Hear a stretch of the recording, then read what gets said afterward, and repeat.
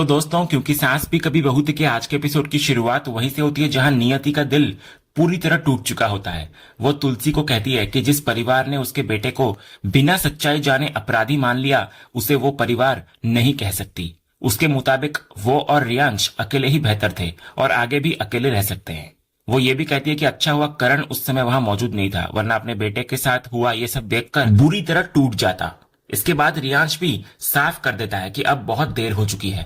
उसके मुताबिक जो नुकसान होना था वो हो चुका है, इसलिए वो नियति से सामान पैक करने के लिए कहता है और वहां से जाने का फैसला दोहराता है। लेकिन तुलसी इधर हार नहीं मानती। वो अपनी गलती स्वीकार करती है और भावुक होकर बताती है कि कई बार बड़े भी गलत फैसले ले लेते हैं। वो रियांश से कहती है कि इतने सालों बाद उसे अपना पोता मिला है और वो उसे दोबारा खोना नहीं चाहती, इसलिए वो उससे दिल बड़ा करके माफ करने की गुजारिश करती है। रियांश की तकलीफ हालांकि अभी भी कम नहीं हुई होती। वो कहता है कि पूरा परिवार उसे उसके पिता की परछाई मानता है और सिर्फ चेहरे की समानता की वजह से उसे उसी नजर से देखा गया और एक पल में अपराधी बना दिया गया। उसे डर है कि भविष्य में भी अगर घर में कुछ गलत हुआ तो सबसे पहले उंगली उसी पर उठेगी। फिर वो साफ कहता है कि वो दोबारा जेल जाने का दर्द झेल नहीं सकता। तभी दामिनी बीच में समझाने की कोशिश करती है, लेकिन रियांश उसे भी याद दिलाता है कि पूरे परिवार ने एक बाहरी लड़की की बात पर भरोसा करके उसे दोषी मान लिया था। देव भी उसका साथ देता है, यानी कि रियांश का, और कहता है कि उसने शुरू से ही उस पर भरोसा किया था, लेकिन रियांश के लिए अब ये बात ज्यादा मायने नहीं रखती। तभी तुलसी फिर एक बार उसे रोकने की कोशिश करती है। वो भरोसा दिलाती है कि ऐसी गलती दोबारा नहीं होगी, लेकिन रियांश बोलता है उसे सबसे ज्यादा दुख इस बात का है कि लोग उसे इंसान की तरह नहीं बल्कि मॉन्स्टर की तरह समझते हैं। वो पूरे परिवार से कहता है कि उसको अंश समझना बंद किया जाए, क्योंकि उसकी अपनी अलग पहचान है और वो अंश नहीं रियांश है। इसके बाद तुलसी भावुक होकर एक बड़ी प्रतिज्ञा करती है। वो ठाकुर जी को साक्षी मानकर वचन देती है कि आगे से वो कभी उसके साथ अन्याय नहीं करेगी और उसके पिता के कर्मों की छाया उसमें नहीं देखेगी। इतना बोलकर वो हाथ जोड़ लेती है। तो तुलसी को इस तरह देखकर रियांश भी भावुक नजर आता है। वो उनसे हाथ न जोड़ने की विनती करता है। हालांकि उसके दिल का दर्द अभी भी पूरी तरह खत्म नहीं हुआ होता, लेकिन दादी की कसम और उनके सच्चे पछतावे को देखकर उसका मन थोड़ा नरम पड़ जाता है। तभी साहिल और गौतम भी रियांश को समझाते हैं कि उसके साथ बहुत गलत हुआ, लेकिन अब पूरा परिवार उसे अपने बीच रखना चाहता है। तो आखिरकार रियांश रुकने के लिए तैयार हो जाता है। वो तुलसी को कहता है कि जिस तरह उन्हें उसमें अपना बेटा दिखाई देता है, उसी तरह उसे भी उनमें अपने पिता की झलक नजर आती है, इसीलिए वो उन्हें एक मौका दे रहा है। लेकिन साथ ही हाथ जोड़कर एक विनती भी करता है कि भविष्य में कभी उस पर ऐसा कोई झूठा और शर्मनाक आरोप दोबारा न लगने दिया जाए। तो तुलसी उसको भरोसा दिलाती है कि ऐसा फिर कभी नहीं होगा। तब रियांश बोलता है कि वो उन पर और पूरे परिवार पर दोबारा विश्वास करने की कोशिश कर रहा है। इतना बोलकर वो नियति के पास चला जाता है, उसको समझाने के लिए कि अब घर छोड़कर जाने की जरूरत नहीं है। एपिसोड का अगला सीन एक बड़े ट्विस्ट के साथ सामने आता है। हम देखते हैं कि खुशबू को जेल से रिहा कर दिया जाता है। लेडी हवलदार आकर उसको बताती है कि किसी ने उसकी जमानत करवा दी है और अब वो बाहर जा सकती है। ये सुनते ही खुशबू के चेहरे पर हैरानी नहीं बल्कि एक अजीब सी मुस्कान दिखाई देती है, मानो उसे पहले से ही इस बात का इंतजार था।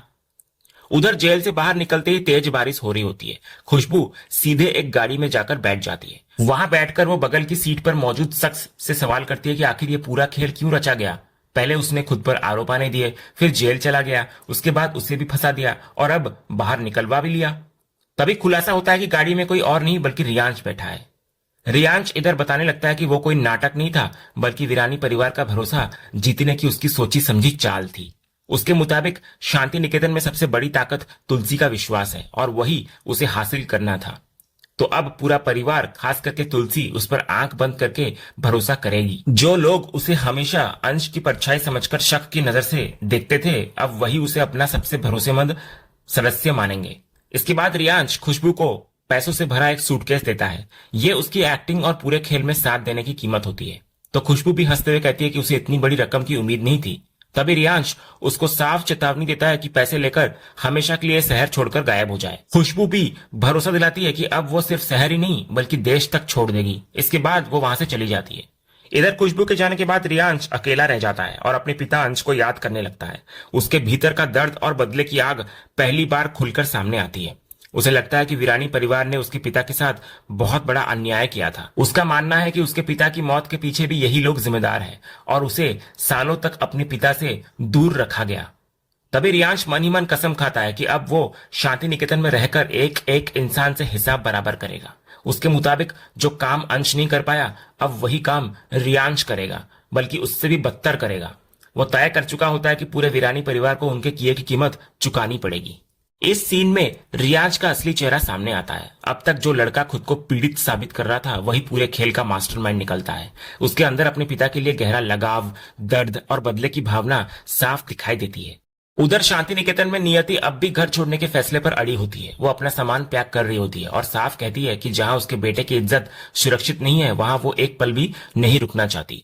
लेकिन रियांश उसको रोक लेता है। वो बैग से कपड़े निकाल लेता है और कहता है कि अब कहीं नहीं जाना है, क्योंकि वे यहीं पर रुकेंगे। लेकिन नियति को यह बात बिल्कुल समझ नहीं आती। उसके लिए यह हैरानी की बात होती है कि जिस घर ने उसके बेटे को जेल भिजवाया, वही बेटा अब उसी घर में रहने की बात कर रहा है। वो रियांश के चेहरे पर पड़े जख्मों की तरफ इशारा करके उसे याद दिलाती है कि इस परिवार की वजह से उसे कितना कुछ सहना पड़ा। तो रियांश फिर शांत होकर अपनी माँ को समझाता है कि घर छोड़ना आसान है, लेकिन परिवार दोबारा मिलना आसान नहीं होता। वो कहता है कि आखिर मुश्किल वक्त में परिवार के लोग उसके लिए पुलिस स्टेशन पहुंचे थे और तुलसी ने अपनी गलती भी स्वीकार की है। लेकिन नियति का दर्द कम नहीं होता। उसके लिए सिर्फ माफी मांग लेना काफी नहीं है। तभी तुलसी वहां पहुंच जाती है। वो स्वीकार करती है कि माफी मांग लेने से अतीत नहीं बदलता, लेकिन इंसान अपनी गलती सुधारने की कोशिश जरूर कर सकता है। वो नियति से हाथ जोड़कर नहीं, बल्कि एक परिवार के मेंबर की तरह विनती करती है कि वो और रियांश इस घर को छोड़कर ना जाए। तुलसी भावुक होकर कहती है कि परिवार में माफी इसलिए मांगी जाती है क्योंकि दिल के किसी कोने में उम्मीद होती है कि अपने लोग गलती के बाद भी एक मौका देंगे। तो आखिर में वो नियति से दिल से क्षमा मांगती है। तो इस पर नियति तुलसी के पास आकर काफी भावुक नजर आती है। वो कहती है कि करण उसकी पूरी दुनिया है और हमेशा से उसके मन में ये जानने की इच्छा रही कि जिस माँ ने करण जैसे इंसान की परवरिश की है, वो खुद कैसी होगी। इसलिए अगर तुलसी ये भरोसा दिला रही है कि आगे से ऐसी गलती दोबारा नहीं होगी, तो वो उन पर विश्वास करती है। इसी भरोसे के साथ नियति फैसला करती है कि वो और रियांश अब शांति निकेतन छोड़कर नहीं जाएंगे। ये सुनकर तुलसी राहत की सांस लेती है। वो भावुक होकर नियति को गले लगा लेती है और उसका धन्यवाद करती है। तुलसी के जाने के बाद रियांश भी अपनी माँ की तारीफ करता है और कहता है कि उन्होंने सही फैसला लिया है और हमेशा की तरह बड़ा दिल दिखाया है। दूसरी तरफ मुन्नी अपने कमरे में बैठकर लगातार रो रही होती है। इधर ऋतिक उसको शांत कराने की कोशिश कर रहा होता है और उसको याद दिलाता है कि उसकी हालत में ज्यादा तनाव लेना सही नहीं है। तभी दरवाजे पर खड़ी तुलसी ये सब कुछ देख लेती है। वो अंदर आकर माहौल हल्का करने की कोशिश करती है और मजाक में पूछती है मुन्नी से कि कहीं ऋतिक ने उसे कुछ कह तो नहीं दिया। लेकिन जब वो मुन्नी की हालत देखती है तो गंभीर होकर उसको रोने की वजह पूछती है। तब मुन्नी खुद को दोषी ठहराने लगती है। उसको लगता है कि खुशबू को घर में बुलाने का फैसला उसी का था और उसी वजह से पूरे परिवार को इतना बड़ा संकट झेलना पड़ा। वो कहती है कि जिस घर ने उसे इतना प्यार और सम्मान दिया, उसकी बहन ने आकर उसी घर को दर्द दिया। तो तुलसी तुरंत उसको रोकती है ऐसा सोचने से। वो समझाती है कि गलती खुशबू की थी, उसकी नहीं। उसने तो सिर्फ अच्छे इरादे से अपनी बहन को बुलाया था। भरोसा करना कोई अपराध नहीं होता, लेकिन जब भरोसा टूटता है तो दर्द जरूर होता है। वो फिर प्यार से मुन्नी को याद दिलाती है कि उसके ज्यादा रोने का असर उसके होने वाले बच्चे पर भी पड़ेगा। इसके बाद तुलसी ऋतिक को भी हल्के अंदाज में डांटती है कि कम से कम अपनी पत्नी को पानी तो पिलाए। तो ऋतिक फिर तुरंत मुन्नी को पानी पिलाता है। इसके बाद मुन्नी कहती है कि अच्छा हुआ तुलसी ने रियांश को वापस घर में रोक लिया।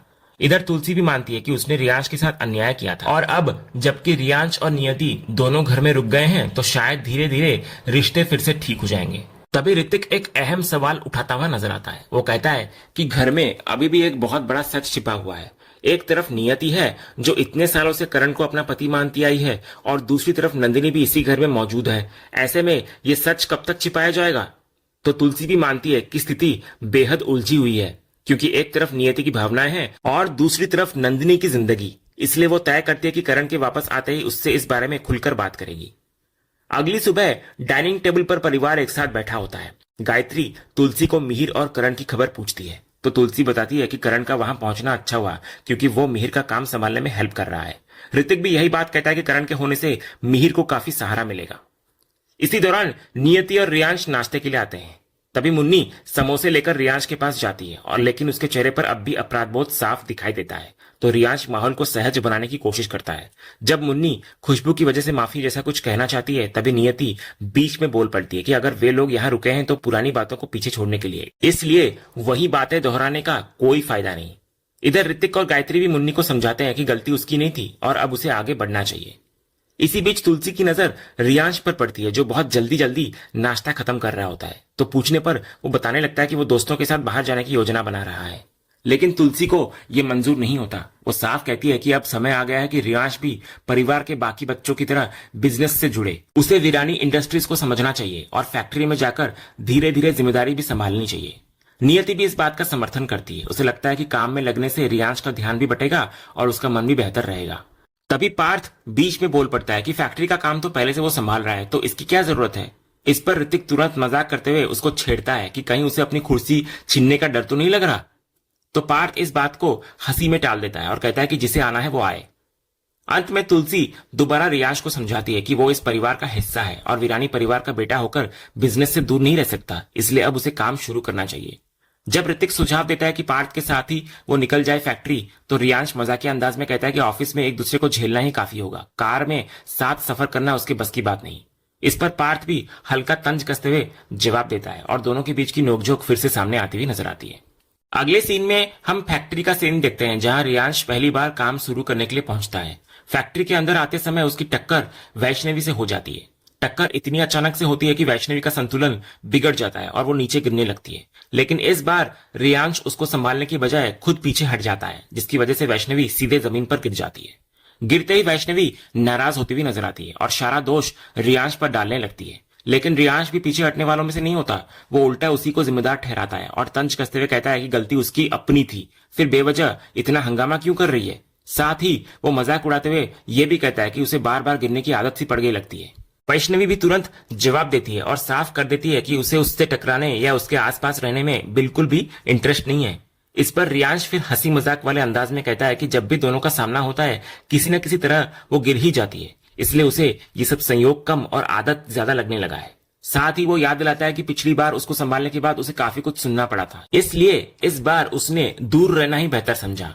वैष्णवी भी साफ शब्दों में कहती है कि उसे उससे किसी तरह की बातचीत नहीं करनी। फिर वो बताती है कि तुलसी ने पहले उसे फोन करके बताया था कि आज से रियांश फैक्ट्री में काम शुरू करने वाला है, इसलिए वो उसे सिर्फ अपने काम से मतलब रखने की सलाह देती है और खुद से दूर रहने को कहती है। तभी रियांश भी उसी अंदाज में कहता है कि उसे भी उसके मामलों में कोई दिलचस्पी नहीं है और दोनों को बस अपना अपना काम करना चाहिए। तभी इसी दौरान वैष्णवी के हाथ से कुछ डिजाइन सीट्स नीचे गिर जाती हैं। रियांश की नजर उसमें से एक डिजाइन पर पड़ जाती है। डिजाइन देखकर वो उसकी तारीफ तो करता है, लेकिन साथ ही वैष्णवी पर हल्का तंज भी कसता है कि उसको देखकर लग नहीं रहा कि वो इतनी टैलेंटेड है। तभी वहां पार्थ आता है। वो तुरंत डिजाइन रियांश के हाथ से छीन लेता है और कहता है कि ये डिजाइन वैष्णवी का नहीं बल्कि उसका बनाया हुआ है। तब रियांश हल्का सा मुस्कुराता है। वो पहले डिजाइन की तारीफ करता है और कहता है कि डिजाइन वाकई अच्छा बना है, लेकिन इसके तुरंत बाद वो ताना मारते हुए कहता है कि उसे इससे कोई फर्क नहीं पड़ता कि ये डिजाइन किसने बनाया। फिर वो मजाक उड़ाने वाले अंदाज में पार्थ को बंदर कहकर चिढ़ाता है और इशारा करता है कि डिजाइन अच्छा है, चाहे उसे किसी ने भी बनाया हो। इतना बोलकर रियांश हंसते हुए वहां से निकल जाता है। तो रियांश के जाते ही पार्थ को सबसे ज्यादा यही बात चुभ जाती है कि उसने सबके सामने उसे बंदर कह दिया। इसी वजह से पार्थ गुस्से में वैष्णवी से कहता है कि अब वो रियांश को आने वाली क्लाइंट मीटिंग में जरूर बुलाएगा और फिर देखेगा कि आखिर बंदर कौन बनता है और क्लाउन कौन। यहीं से दोनों के बीच की टक्कर और ज्यादा बढ़ती हुई दिखाई देती है। तो इस पर वैष्णवी पार्थ को शांत करने की कोशिश करती है और कहती है कि रियांश की बातों को इतना महत्व देने की जरूरत नहीं है। लेकिन पार्थ के चेहरे से साफ पता चलता है कि वो रियांश की बंदर वाली टिप्पणी को दिल पर ले चुका है और अब आने वाली मीटिंग में उसको सबक सिखाने का मन बना चुका है। और इसी सीन के साथ आज का यह एपिसोड यहीं पर खत्म होता है। तो दोस्तों, आपको आज के एपिसोड का कौन सा सीन सबसे ज्यादा पसंद आया हमें कमेंट करके जरूर बताएं। अगर आप क्योंकि सांस भी कभी बहुते के फैन हैं और कोई भी अपडेट मिस नहीं करना चाहते तो हमारे इस चैनल को लाइक, शेयर और सब्सक्राइब करना ना भूलें और बेल आइकन को भी जरूर दबाएं। मिलते हैं अगले एपिसोड के अपडेट के साथ, तब तक के लिए धन्यवाद।